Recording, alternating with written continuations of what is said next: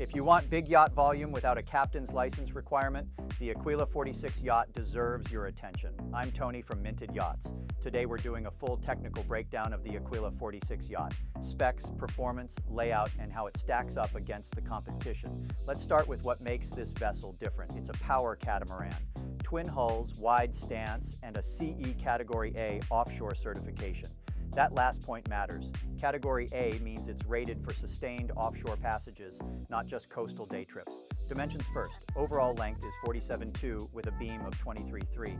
That beam is the story. At 23.5 feet wide, you're walking through a living space that rivals monohulls 10 feet longer.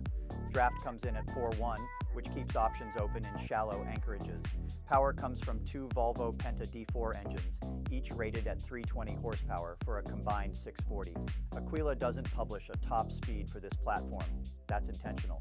The twin hull design is optimized for range efficiency, not sprinting. You get fuel economy comparable to a single engine monohull at similar displacement with far more stability underway. Speaking of displacement, 20,280 pounds, fuel capacity is 476 gallons, water tankage is 211 gallons. For extended offshore cruising, those numbers support multi-week passages without provisioning stops. Layout: the main saloon sits on the bridge deck elevated between the hulls with panoramic sightlines. The helm station is integrated, single-level access from the cockpit to the nav station without stepping below. The cockpit itself is wide open, social-focused, and connects directly to the swim platform. Below decks, the Aquila 46 carries 3 cabins with up to 5 heads depending on configuration. Both hull interiors are fully utilized. That's the catamaran advantage. You're not compromising sleeping quarters to fit an engine room. Owner's suite, guest cabins, and crew quarters are all full size. The foredeck is a usable feature space, wide, flat, and accessible from the saloon. Seating, sun pads, and storage are all workable without the narrow bow walk you get on a monohull.